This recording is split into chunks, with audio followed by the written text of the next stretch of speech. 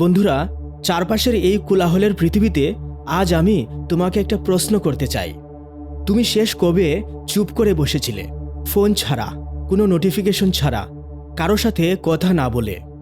আমরা এমন এক সময়ে বেঁচে আছি যেখানে সবাই কেউ না কেউর সাথে কথা বলে বেড়াচ্ছে, কিন্তু খুব কম মানুষই আছে যারা একান্তে বসে নিজেকে সময় দিচ্ছে।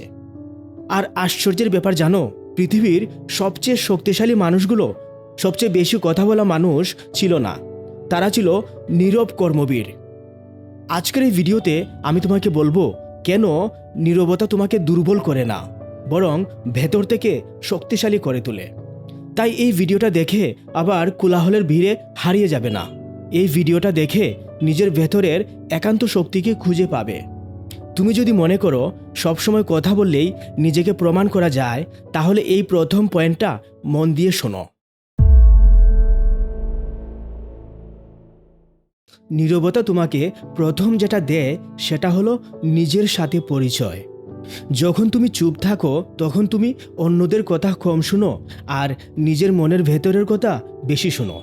আমাদের জীবনের বেশিরভাগ সিদ্ধান্ত ভুল হয় কেন জানো? কারণ আমরা সিদ্ধান্ত নেই নিজের মনের কথা শুনে নয়, অন্যদের মতামত শুনে।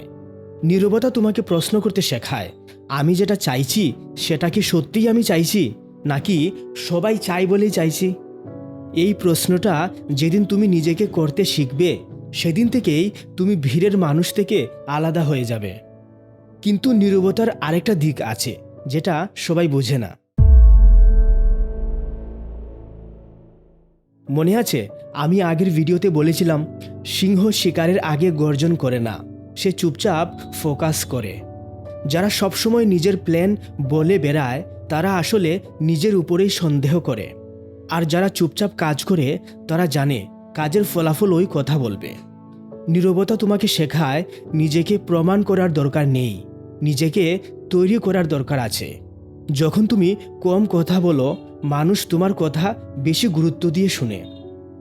কারণ নীরব মানুষরা অপ্রয়োজনীয় কথা বলে না, তারা যেটা দরকার সেটাই বলে। তবে এখানেই শেষ না, নীরবতার সবচেয়ে শক্তিশালী দিকটা এখনো বলা হয়নি। তুমি লক্ষ্য করেছ, রাগের সময় আমরা অনেক বেশি কথা বলে ফেলি, আর সেই কথাগুলোই পরে সবচেয়ে বেশি আফসোসের কারণ হয়ে দাঁড়ায়। নীরবতা তোমাকে প্রতিক্রিয়া না দিয়ে প্রতিক্রিয়া বেছে নিতে শেখায়। চুপ থাকার মানে দুর্বল হওয়া নয়, চুপ থাকার মানে নিজের আবেগের উপর নিয়ন্ত্রণ রাখা। যে মানুষটা অপমানের পরেও নিজেকে কন্ট্রোল করতে পারে, সে আসলে সবচেয়ে শক্তিশালী। কারণ সে জানে সব লড়াই মুখ দিয়ে জেতা যায় না, কিছু লড়াই জিততে হয় নীরবতা দিয়ে। এখন একটা ফ্যাক্ট বলি যেটা তোমাকে একটু কষ্ট দিতে পারে। যখন তুমি চুপ থাকো তখন মুখোশগুলো খুলে যায়, নিজেরও অন্যদেরও। নীরবতা তোমাকে বুঝিয়ে দেয় যে কে তোমার সাথে সত্যি সত্যি আছে আর কে শুধুমাত্র কোলাহলের ভিড়।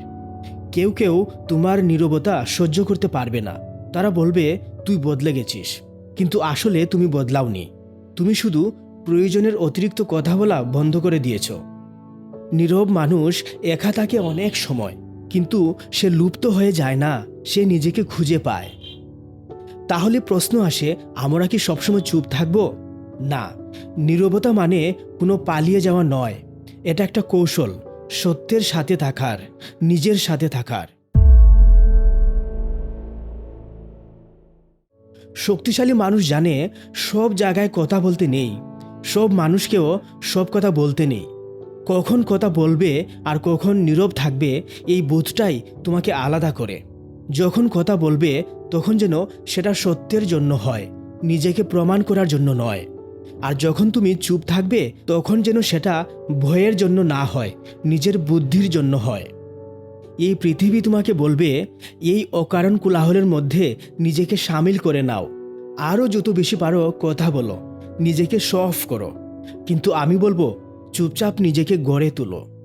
সব কোলাহলের মাঝে নীরবে নিজের একান্ত মনকে খুঁজে পাওয়া একটা শক্তি। আজ থেকে চেষ্টা করো প্রতিদিন কিছু সময় চুপচাপ নিজের সাথে বসবে, সেখানে তুমি এমন একজনকে পাবে যাকে তুমি অনেক দিন ধরে খুঁজছিলে। হ্যাঁ, নিজেকে। যদি এই ভিডিওটা তোমার মনে একটু হলেও নাড়া দিয়ে থাকে তাহলে এই ভিডিওটা লাইক করো, এই চ্যানেলটাকে সাবস্ক্রাইব করো আর কমেন্টে লিখে জানাও আমি নীরবতাকে শক্তি বানাতে প্রস্তুত। দেখা হবে পরের ভিডিওতে। অনেক অনেক ধন্যবাদ।